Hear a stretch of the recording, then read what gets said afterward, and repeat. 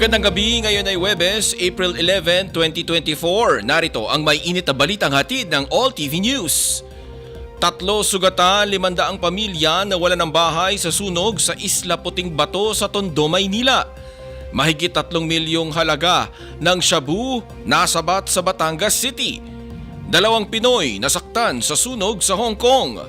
At 2 piloto patay sa pagbagsak ng helicopter ng Philippine Navy sa Cavite. Narito ang mga detalye. 500 pamilya ang nawala ng tirahan matapos sumiklab ang sunog kahapon sa loob ng Manila International Container Port sa Purok 3, Isla Puting Bato sa Tondo, Maynila. 3 ang nasugatan sa sunog pero agad namang nalapatan ng paunang lunas. Kinilala ng Manila Disaster Risk Reduction and Management Office ang isa sa mga nasugatan na si Charmaine Mendoza matapos mahirapang huminga. Umabot sa Task Force Alpha ang sunog, ibig sabihin ang Regional Director na ang mangangasiwa sa pag-apula sa apoy at mas marami ng truck ng bumbero ang kinailangan. Naapula ang apoy pasado 1:00 ng umaga kanina. Tinatayang nasa humigit kumulang 1 milyong piso ang halaga ng pinsala. Pansamantala namang nanunuluyan ang mga biktima sa mga modular tents na itinayo ng pamahalaang lungsod ng Maynila, pati na ang pagbibigay ng mainit na pagkain at tubig na maiinom nila. Nasabat ng Philippine Drug Enforcement Agency o PDEA ang nasa 3.4 million pesos na hinihinalang shabu nitong Miyerkules sa isang buy-bust operation sa Batangas City. Natimbog ng mga operatiba ng PDEA ang isang nagngangalang Grace bandang 4:00 ng hapon sa Batangas Port. Nakuha sa sospek ang 5 nakataling plastic na naglalaman ng 500 gramo ng hinihinalang shabu na nagkakahalaga ng 3.4 million pesos. Nakumpiska rin sa sospek ang isang motorsiklo na pinaniniwala ang ginagamit nito para magtulak ng ipinagbabawal na gamot at isang cellphone. Inaalam na ngayon ng ahensya ang pinagmula ng mga ipinagbabawal na gamot. Nahaharap sa kasong Comprehensive Dangerous Drugs Act of 2002 ang sospek. Isa pang Pilipino ang nasaktan sa nangyaring sunog sa isang residential area sa Hong Kong Miyerkules ng umaga. Sa huling ulat ng Department of Migrant Workers sa Hong Kong, isa itong matandang Pilipino na matagal ng residente sa nasabing building.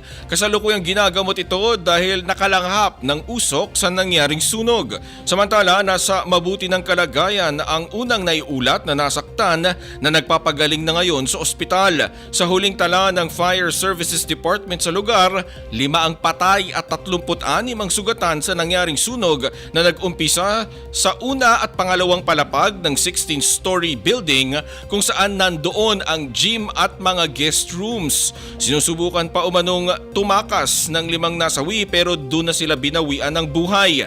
Itinayo ang New Lucky House noong 1964 na may 200 units.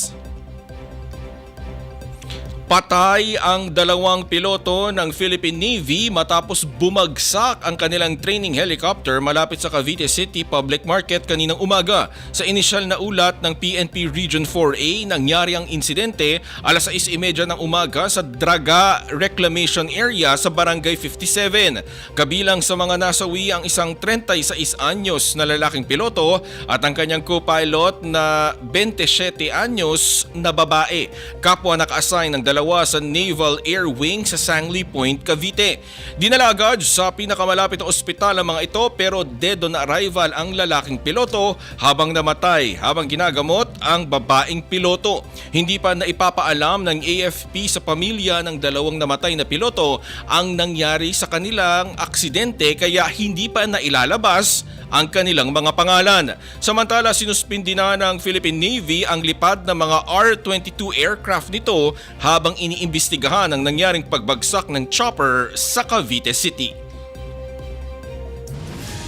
Yan ang mga balita sa oras na ito. Sa All TV News, una ang tama at totoo. Sundan ang mga balita sa All TV News PH sa Facebook.